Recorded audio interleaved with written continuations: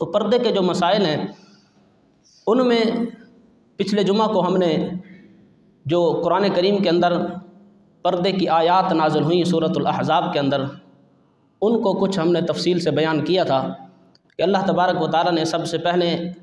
نبی کریم علیہ الصلاۃ والسلام کی ازواج مطہرات کو پردے کا حکم دیا، پھر آپ کی بیٹیوں کو حکم دیا، پھر مومنین کی ماؤں کو پردہ کرنے کا حکم دیا، یہاں تک کہ ہم نے حدیث بیان کی تھی کہ حضور علیہ الصلاۃ والسلام نے نابینا شخص سے بھی ازواج مطہرات کو حکم دیا کہ اس سے تم پردہ کرو۔ اتنی سختی کے ساتھ پردہ کرنے کا حضور علیہ الصلاۃ والسلام نے حکم دیا۔ اب دوسرا مسئلہ جو سورۃ النور کے اندر قرآن کریم کے اندر اللہ تبارک و تعالیٰ نے آیت نمبر 26 اور 27 میں استئذان کا بیان کیا، یا ایھا الذین آمنوا لا تدخلوا بیوتا غیر بیوتکم، اے ایمان والو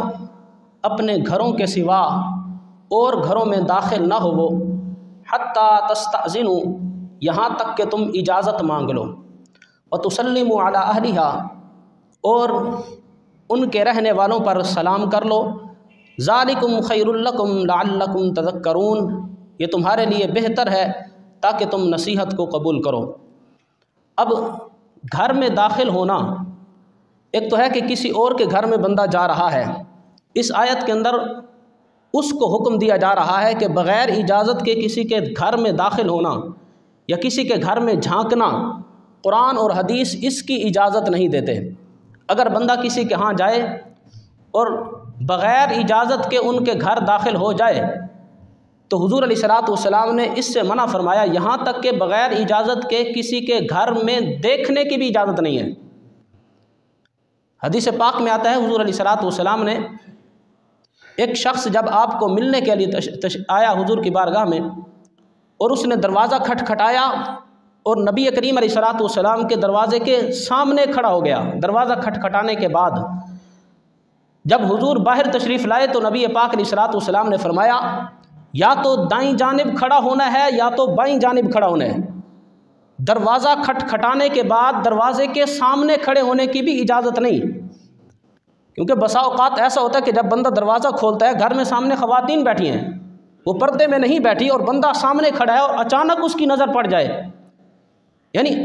اس قدر احتیاط حضور علیہ الصلاۃ والسلام نے فرمایا کہ یا تو دائیں جانب کھڑا ہو جا یا تو بائیں جانب کھڑا ہو جا۔ دروازہ کھٹکھٹانے کے بعد جو بندہ انتظار کرتا ہے وہ انتظار بھی ایک طرف ہٹ کر کرے، اس قدر احتیاط ہے۔ اور کسی کے گھر میں جھانکنا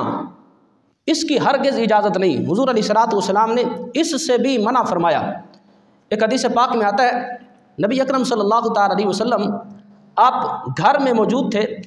تو باہر سے کچھ دیہاتی آئے آپ کو ملنے کے لیے۔ پہلے یہ بات سمجھیں کہ صحابہ کرام رضوان اللہ تعالی علیہم اجمعین جب حضور علیہ السلام سے ملنے کے لیے آتے تھے تو حضرت انس بن مالک فرماتے ہیں کہ ہم دروازہ نہیں کھٹکھٹاتے تھے،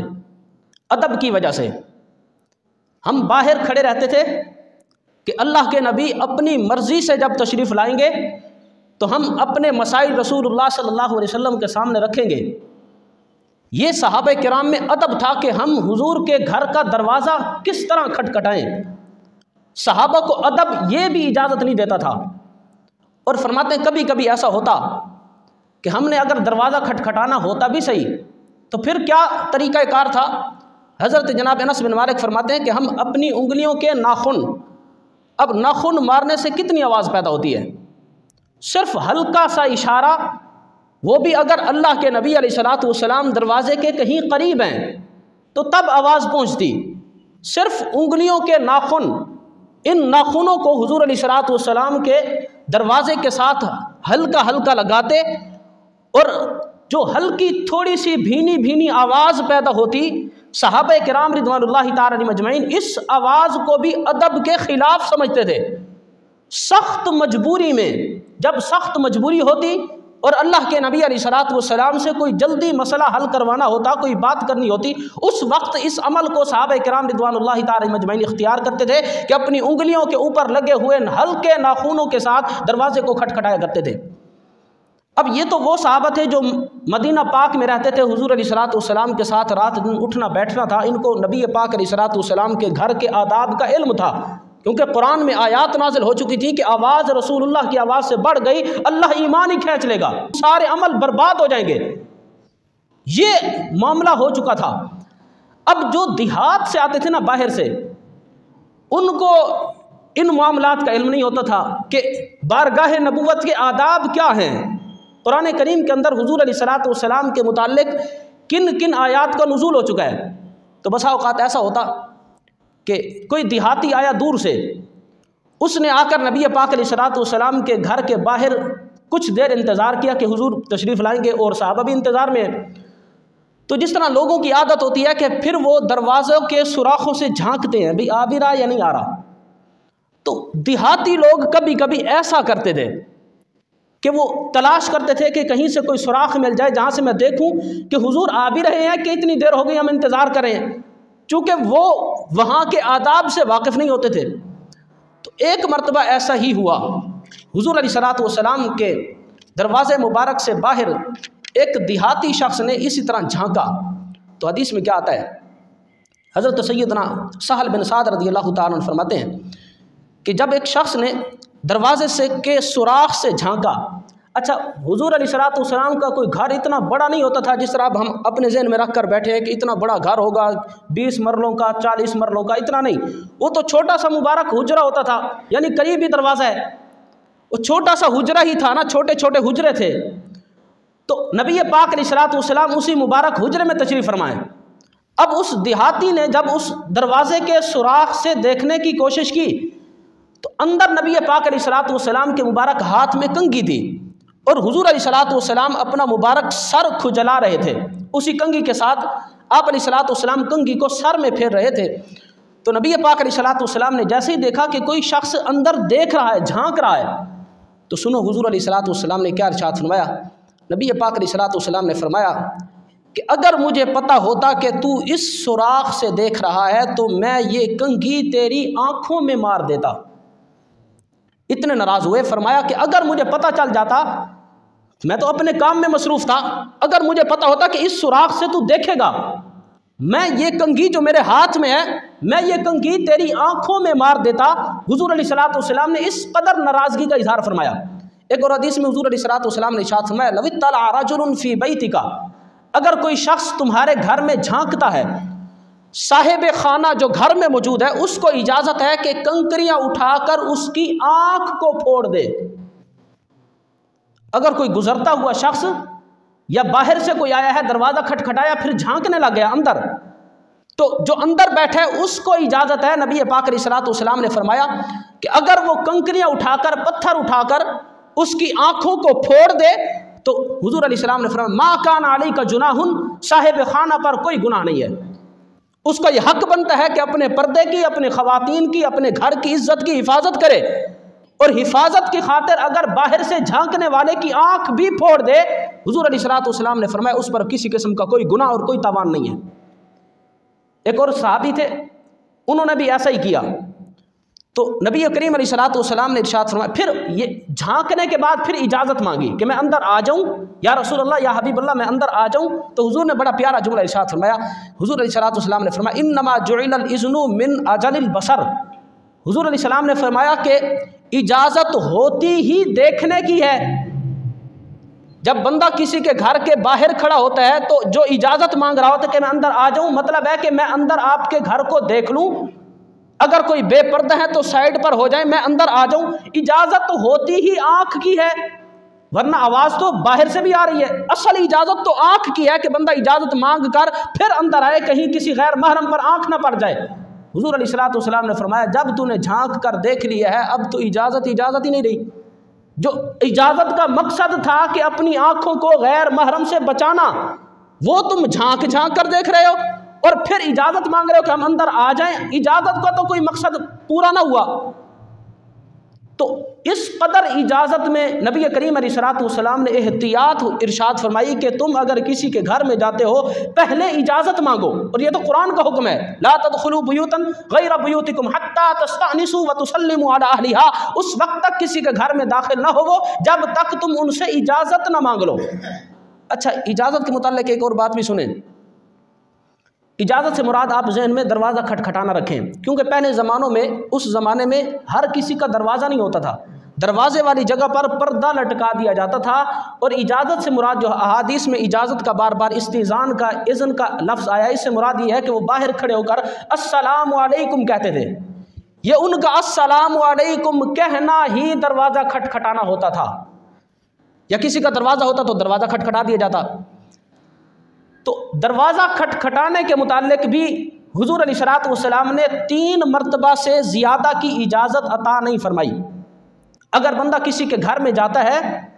اور ایک مرتبہ دروازہ کھٹکھٹاتا ہے، انتظار کرتا ہے، پھر دروازہ کھٹکھٹاتا ہے یا بیل بجاتا ہے، پھر انتظار کرتا ہے، پھر 3 مرتبہ، تیسری مرتبہ، اس کے بعد اب اس کو اجازت نہیں، بلکہ اس کو چاہیے کہ واپس چلا جائے۔ اس کا مطلب یہ ہے کہ یا تو گھر میں کوئی مرد موجود نہیں ہے جو باہر آئے اس کی بات سنے، یا تو گھر میں کوئی ہے تو وہ اتنا مصروف ہے کہ تیری بات سننے کے لیے تیار نہیں، اس کے پاس وقت نہیں ہے۔ تو شریعت کہتی ہے کہ جب تم کسی کے پاس جاؤ، اس کا دروازہ کھٹکھٹاؤ، کسی کو ملنے کے لیے جاؤ، زیادہ سے زیادہ 3 مرتبہ اس سے اجازت مانگو، دروازہ کھٹکھٹاؤ، اگر وہ باہر آ جاتا ہے تو فبیہا، ٹھیک ہے، اگر وہ نہیں آتا اس سے زیادہ کی اجازت نہیں۔ ایک واقعہ ملتا ہے حضرت عمر بن خطاب کا، حضرت ابو موسیٰ اشعری اور حضرت عمر بن خطاب رضی اللہ تعالیٰ عنہ کا۔ ایک مرتبہ حضرت عمر بن خطاب رضی اللہ تعالیٰ عنہ نے اپنے زمانے خلافت میں حضرت ابو موسیٰ اشعری رضی اللہ تعالیٰ عنہ کو طلب کیا۔ حضرت ابو موسیٰ اشعری بڑے جلیل القدر صحابی ہیں حضور کے، پیغام بھجوایا کہ حضرت ابو موسیٰ اشعری کو پیغام بھیج دو کہ وہ ہمیں ملنے کے لیے آئے گا، کوئی کام تھا۔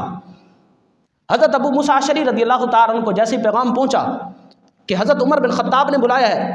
تو وہ حضرت عمر بن خطاب رضی اللہ تعالیٰ عنہ کی بارگاہ میں حاضر ہوئے۔ اب آئے تو حضرت عمر بن خطاب اس وقت کسی اہم کام میں مصروف تھے۔ حضرت ابو موسیٰ اشعری رضی اللہ تعالیٰ عنہ نے ایک مرتبہ اجازت مانگی، یعنی سلام کیا، السلام علیکم، اندر سے کوئی جواب نہ آیا، آپ کسی کام میں مصروف ہیں حضرت عمر، اور حضرت عمر کو پتہ ہے کہ ابو موسیٰ اشعری آئے کھڑے ہیں، کسی اہم کام میں اتنا مصروف تھے، اجازت نہ دی۔ پھر دوسری مرتبہ اجازت مانگی، السلام علیکم کہا، اندر سے کوئی جواب نہ آیا۔ تیسری مرتبہ پھر اجازت مانگی، اندر سے کوئی جواب نہ ملا، تو حضرت ابو موسیٰ اشعری واپس چلے گئے۔ سنت کے مطابق، حدیث کے مطابق کہ 3 مرتبہ استئذان ہے، 3 مرتبہ دروازہ کھٹکھٹاؤ، اگر اندر سے کوئی جواب آئے تو ٹھیک، ورنہ واپس چلے جاؤ۔ حضرت ابو موسیٰ اشعری واپس چلے گئے۔ اس کے بعد کیا ہوا؟ تھوڑی دیر کے بعد حضرت عمر بن خطاب رضی اللہ تعالیٰ عنہ نے آپ کے ساتھ جو لوگ موجود تھے ان سے کہا کہ دیکھو باہر ابو موسیٰ اشعری آئے کھڑے ہیں، ان کو اجازت دو کہ اندر آ جائیں، دروازہ کھول کے آؤ۔ اب جب بندہ باہر گیا، جا کر دیکھا تو حضرت ابو موسیٰ اشعری نہیں تھے۔ لوگوں نے کہا کہ جناب حضرت ابو موسیٰ اشعری نے 3 مرتبہ اجازت مانگی ہے، اندر سے کوئی جواب نہیں ملا، تو وہ واپس چلے گئے۔ اب چونکہ حضرت عمر بن خطاب آپ کو پتہ ہے جلالی طبیعت کے آدمی ہیں، اور ادھر سے خلیفہ وقت بھی ہیں، بادشاہ وقت بھی تھے، تو آپ کو جلال آیا۔ آپ نے فرمایا کہ ہماری اجازت کے بغیر ابو موسیٰ اشعری واپس کیسے جا سکتا ہے؟ ہم نے جب اس کو بلایا تھا، آیا اور حاضری دی اور چلا گیا، بات ہی نہیں سنی، آپ کو جلال آیا۔ حضرت عمر بن خطاب رضی اللہ تعالیٰ نے فرمایا کہ ابو موسیٰ اشعری کو دوبارہ بلاؤ۔ بندہ گیا اور حضرت ابو موسیٰ اشعری کو تاکہ جا کر بلا کے آئے۔ اچھا، یہ جو استئذان جس میں 3 مرتبہ کی حضور نے اجازت دی ہے کہ 3 مرتبہ سے زیادہ کسی کا دروازہ نہیں کھٹکھٹانا، اس حدیث کا حضرت عمر کو علم نہیں تھا۔ حضرت عمر نے یہ بات حضور علیہ السلام سے سنی ہوئی نہیں تھی، آپ کو اس بات کا پتہ نہیں تھا کہ نبی پاک نے یہ بھی ارشاد فرمایا ہوا ہے۔ حضرت ابو موسیٰ اشعری دوبارہ طلب کر لیے گئے۔ حضرت عمر بن خطاب رضی اللہ تعالیٰ نے فرمایا کہ ہم نے تجھے حکم دیا تھا کہ تم ہمارے پاس آنا، اور تم آئے اور چلے گئے واپس، انتظار ہی نہیں کیا۔ تو حضرت جناب ابو موسیٰ اشعری رضی اللہ تعالیٰ نے ارشاد فرمایا کنا نؤمر بذالک، ہمیں اسی طرح حکم دیا گیا ہے، یعنی اللہ کے رسول نے ہمیں یہی حکم دیا تھا کہ اگر کسی کو ملنے جاؤ تو زیادہ سے زیادہ 3 مرتبہ اس کا دروازہ کھٹکھٹانا ہے، اس سے زیادہ دروازہ کھٹکھٹانے کی اجازت نہیں۔ اندر سے کوئی جواب آ جائے تو ٹھیک، ورنہ واپس آ جاؤ۔ اب موبائل کے متعلق بھی یہی حکم ہے، موبائل بھی ایک قسم کی اجازت ہے۔ بسا اوقات بندہ نماز میں ہوتا ہے تو پیچھے سے کالیں کرنے والا 10-12 کالیں کرتا ہے، بندہ اپنی نماز میں خشوع و خضوع کا لحاظ نہیں کر سکتا، جب بار بار فون آ رہا ہے، ایک مرتبہ بند کیا، پھر دوبارہ، پھر تیسری مرتبہ، چوتھی مرتبہ، 5ویں مرتبہ۔ اور بھائی اگر وہ فارغ ہوتا تو تیری کال اٹھا لیتا، اگر وہ نہیں اٹھا رہا مطلب وہ کسی اہم کام میں مصروف ہے۔ تو کسی کو بار بار تنگ کرنا، بار بار ذلیل کرنا، ایک مرتبہ تم نے کال کی اس نے کاٹ دی، 2 مرتبہ کی، 3 مرتبہ کی، اب بس بھی کرو۔ اگر آپ کسی کو کال کرتے ہیں تو زیادہ سے زیادہ 3 مرتبہ، یہ بھی زیادہ سے زیادہ ہے۔ اگر اس نے کاٹ دیا تو آپ کو پتہ چل گیا کہ وہ کسی کام میں مصروف ہے، تھوڑی دیر ٹھہر کر لو۔ تو استئذان نبی کریم علیہ السلام نے زیادہ سے زیادہ 3 مرتبہ اجازت عطا فرمائی۔ اچھا، حضرت ابو موسیٰ اشعری نے فرمایا کہ ہمیں اسی طرح حکم دیا گیا تھا، اللہ کے رسول نے ہمیں یہی حکم دیا ہے۔ حضرت عمر بن خطاب جلال میں ہے، چونکہ آپ نے وہ حدیث سنی ہوئی نہیں تھی استئذان والی، آپ نے فرمایا ممن سمعت ھذا، تو نے یہ بات کس سے سنی ہے؟ حضرت ابو موسیٰ اشعری فرماتے ہیں میں نے کہا سمعت من النبی صلی اللہ تعالی علیہ وسلم، میں نے تو اللہ کے رسول سے خود سنی تھی۔ حضور علیہ السلام نے یہ خود بات جب ارشاد فرمائی تھی، میں موجود تھا، میں نے اپنے کانوں سے سنی تھی۔ تو حضرت عمر بن خطاب رضی اللہ تعالی نے فرمایا اسمعت من النبی صلی اللہ تعالی علیہ وسلم ما لم نسمع، تو نے سن لی اور ہم نے نہ سنی؟ جلال میں تھے نا، آپ نے فرمایا تجھے پتہ چل گیا اور ہمیں نہ پتہ چلا؟ حضرت عمر بن خطاب نے یہ فرمایا، آپ نے فرمایا کہ جلدی کر اس حدیث پر مجھے گواہ پیش کر۔ آپ نے فرمایا اگر تیرے پاس کوئی اور گواہ نہ ہو تو میں عمر تجھے سخت سزا دوں گا۔ اب بڑا مسئلہ پیدا ہو گیا، حضرت ابو موسیٰ اشعری غریب آدمی، وہ پھنس گئے، حدیث بیان کر کے پھنس گئے، حضور کا فرمان ہے، حضرت عمر نے سنی ہوئی نہیں ہے، اور حضرت عمر بن خطاب نے فرمایا اگر کوئی اور گواہ نہیں لاتا تو میں تجھے سخت سزا دوں گا۔ حضرت ابو موسیٰ اشعری رضی اللہ تعالیٰ عنہ فرماتے ہیں میں بڑی پریشانی کے عالم میں مسجد نبوی میں گیا اور ڈھونڈ رہا ہوں کہ کاش کہ کوئی ایسا صحابی مل جائے جس نے اللہ کے رسول کی مبارک زبان سے یہ فرمان سن رکھا ہو کہ حضور علیہ السلام نے 3 مرتبہ سے زیادہ دروازہ کھٹکھٹانے کی اجازت نہیں دی۔ فرماتے ہیں میں مسجد نبوی میں پہنچا، وہاں پر انصار صحابہ کی پوری جماعت موجود تھی، اور وہاں پر درس و تدریس کا کام، لوگ مسائل پوچھ رہے تھے، پوری جماعت موجود تھی۔ حضرت ابو موسیٰ اشعری فرماتے ہیں کہ جب انصاریوں نے مجھے دیکھا کہ میں بڑا پریشان ہوں تو انصار صحابہ نے پوچھا ابو موسیٰ اشعری آج بڑے پریشان لگ رہے ہو، وجہ کیا ہے؟ تو حضرت ابو موسیٰ اشعری رضی اللہ تعالیٰ نے فرمایا کہ آج اس طرح میرے ساتھ معاملہ ہوا، اور حضرت عمر بن خطاب کو میں نے اللہ کے نبی کا فرمان سنایا، وہ کہتے ہیں کہ میں نے یہ فرمان نہیں سنا ہوا، اس پر گواہ پیش کر۔ اب دیکھو انصار میں بھی تو بڑے بڑے لوگ موجود تھے نا، حضرت ابی بن کعب سید القراء، صحابہ کے استاد، بڑے بڑے انصاری صحابہ موجود تھے۔ انہوں نے کہا اچھا حضور کا وہ فرمان جو بچے بچے کو آتا ہے عمر بن خطاب کو نہیں آتا؟ اب انصار صحابہ کی جو محفل تھی، انصار حضرت عمر پر غصہ ہو گئے۔ انہوں نے کہا کہ وہ حضور علیہ السلام کا فرمان جو چھوٹے چھوٹے بچے کو پتہ ہے، اور حضرت عمر بن خطاب اتنا بڑا آدمی ہو کر، خلیفہ وقت ہو کر، اس کو حضور علیہ السلام کی اس حدیث کا، اس فرمان کا علم نہیں ہے۔ اب انصار نے کہا کہ اب فیصلہ ہم یوں کرتے ہیں، فیصلہ یہ ہے کہ ہم میں سے جو سب سے چھوٹا آدمی ہے اے ابو موسیٰ تیرے ساتھ، وہ جائے گا گواہی دینے کے لیے، تاکہ عمر کو پتہ چلے کہ یہ حضور کا فرمان تو بچے بچے کو یاد ہے۔ اب حضور علیہ السلام کے صحابہ میں اس مجلس میں جو سب سے چھوٹی عمر کے بیٹھے تھے حضرت سیدنا ابو سعید خدری رضی اللہ تعالیٰ عنہ تھے۔ ابو موسیٰ اشعری کے ساتھ حضرت سیدنا ابو سعید خدری رضی اللہ تعالیٰ عنہ کو انصار نے بھیجا کہ جاؤ جا کر گواہی دے کر آؤ کہ رسول اللہ صلی اللہ علیہ وسلم نے فرمایا تھا کہ زیادہ سے زیادہ 3 مرتبہ دروازہ کھٹکھٹانے کی اجازت مانگنے کی اجازت ہے، اس سے زیادہ اجازت نہیں۔ اب جا کر حضرت سیدنا ابو سعید خدری رضی اللہ تعالیٰ عنہ نے یہ ساری جا کر پوری بات سنائی کہ جب حضور علیہ السلام حضرت سیدنا سعد رضی اللہ تعالیٰ عنہ کی عیادت کے لیے گئے تھے، میں نے یہ واقعہ پہلے بھی سنایا تھا کہ نبی پاک علیہ السلام نے جا کر باہر سے اجازت مانگی السلام علیکم، اور حضرت سعد دروازے کے پیچھے بیٹھے تھے، انہوں نے کوئی جواب نہ دیا۔ پھر حضور نے دوسری مرتبہ کہا السلام علیکم، انہوں نے کوئی جواب نہ دیا۔ تیسری مرتبہ کہا السلام علیکم، انہوں نے کوئی جواب نہ دیا۔ تو حضور علیہ السلام وہاں سے تشریف لے گئے۔ پھر حضرت سعد بھاگ کر آئے، آ کر حضور کا استقبال کیا، یا رسول اللہ آپ ہمارے گھر آئے تھے، تشریف لے آئے۔ تو نبی پاک علیہ السلام نے فرمایا ہم تو 3 مرتبہ ہم نے دروازہ کھٹکھٹایا، تم سے اجازت مانگی، اندر سے کوئی جواب ہی نہ آیا، اس لیے ہم چل پڑے۔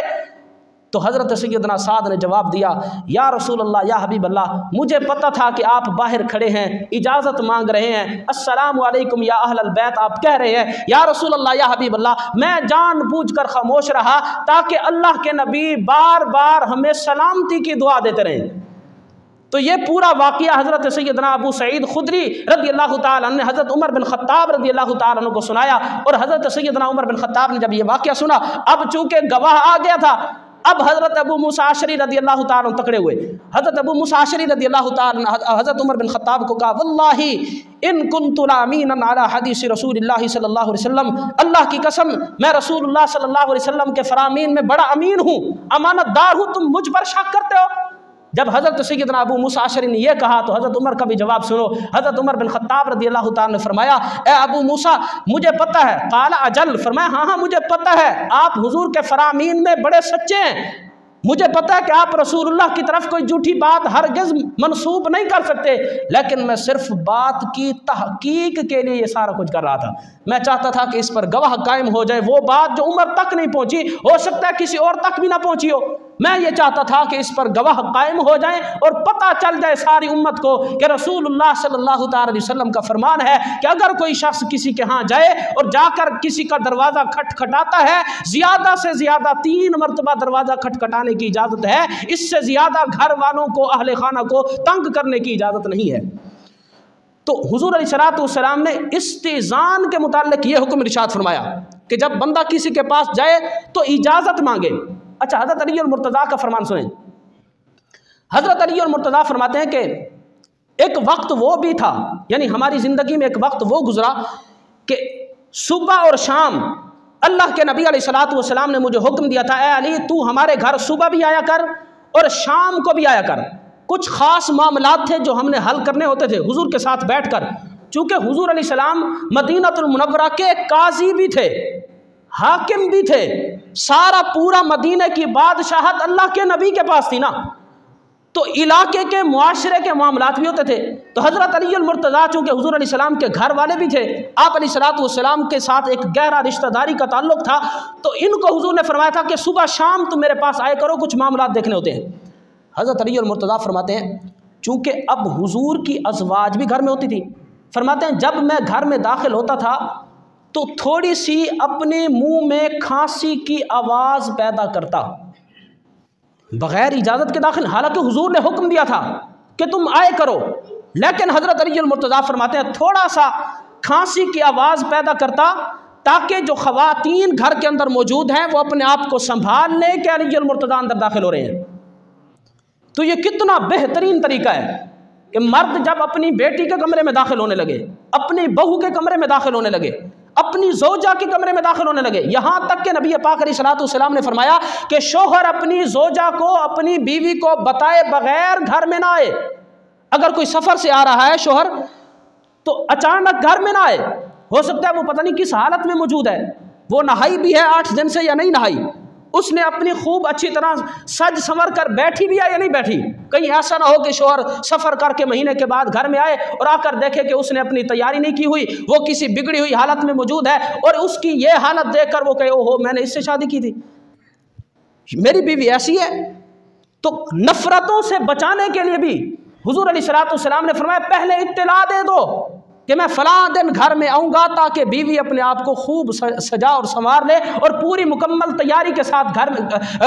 گھر میں رہے. جیسے ہی خاوند گھر میں داخل ہو اس کو اس کی بیوی اس کی نظروں میں اچھی لگے.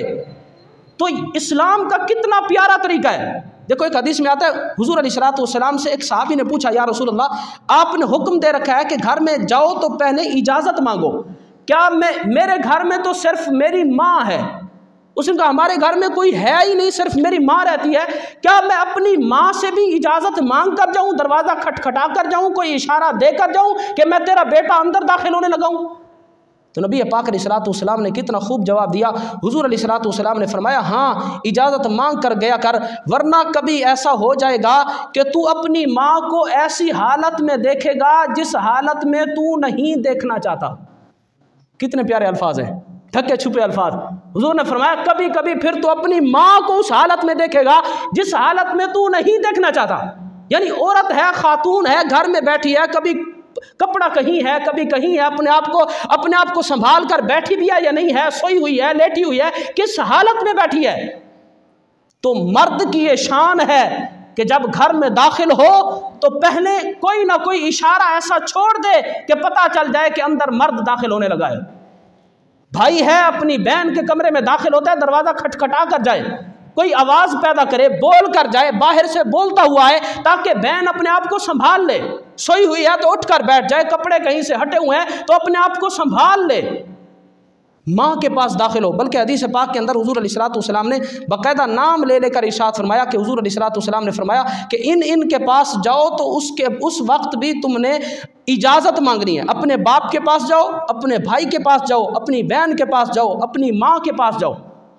اب بھائی وہ مرد ہے، اس کے باوجود حضور نے فرمایا کہ کسی کا اپنا ذاتی کمرہ ہے، وہ اپنے ذاتی کمرے میں جس طرح مرضی رہتا ہے۔ اب ہو سکتا ہے اس نے قمیض اتاری ہوئی ہو، کسی اور حالت میں بیٹھا ہو، اور وہ اپنی اس حالت کو تم پر ظاہر نہ کرنا چاہتا ہو، تو تم اجازت مانگو، دروازہ کھٹکھٹاؤ اور بتاؤ کہ میں تیرا بھائی ہوں، اندر داخل ہو رہا ہوں، اندر آ رہا ہوں۔ جب یہ معاشرے کے اندر ہم اس چیز کو اپنائیں گے تو خود بخود ہمارا معاشرہ سنور جائے گا، خود بخود ہم خوبصورت ہو جائیں گے، گھر کا ماحول خود بخود خوبصورت ہو جائے گا۔ تو پردے کے متعلق نبی کریم صلی اللہ تعالیٰ علیہ وسلم نے جو استئذان کا معاملہ بیان کیا، اس کو میں بڑا کھول کر بیان کرنا چاہتا تھا، لیکن چونکہ وقت کی قلت ہے، 2-4 منٹ رہ رہے ہیں، تو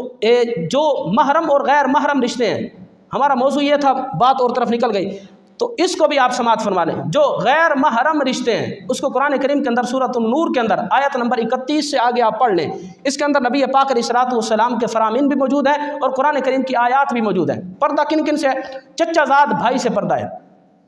چچا زاد بھائی، چچا کا بیٹا، اس سے عورت کا پردہ ہے، حرام ہے اس کو دیکھنا، اس کے ساتھ بات چیت کرنا، گپ شپ کرنا۔ چچا زاد بھائی ہے، پھپھی زاد بھائی ہے، ماموں زاد بھائی ہے، خالہ زاد بھائی ہے، ان رشتوں سے پردہ ضروری ہے۔ دیور ہے،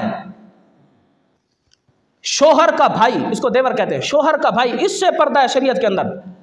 اسی طرح بہنوئی ہے، پھوپھا ہے، خالو ہے، شوہر کا چچا ہے، شوہر کا ماموں ہے، خاوند کا بھتیجا ہے، خاوند کا بھانجا ہے۔ یعنی الغرض آپ ایک قانون سن لیں، قانون یہ ہے کہ مرد کی جس خاتون سے کسی بھی حال میں شادی ہو سکتی ہے، مرد کی جس خاتون سے کسی بھی حال میں نکاح ہو سکتا ہے، شادی ہو سکتی ہے، اس سے پردہ کرنا فرض ہے۔ جس سے اس کی شادی نہیں ہو سکتی، بھائی سے شادی نہیں ہو سکتی، پردہ نہیں ہے۔ بیٹے سے شادی نہیں ہو سکتی، پردہ نہیں ہے۔ باپ سے شادی نہیں ہو سکتی، پردہ نہیں ہے۔ سسر سے نکاح نہیں ہو سکتا، سسر سے عورت کا پردہ نہیں ہے۔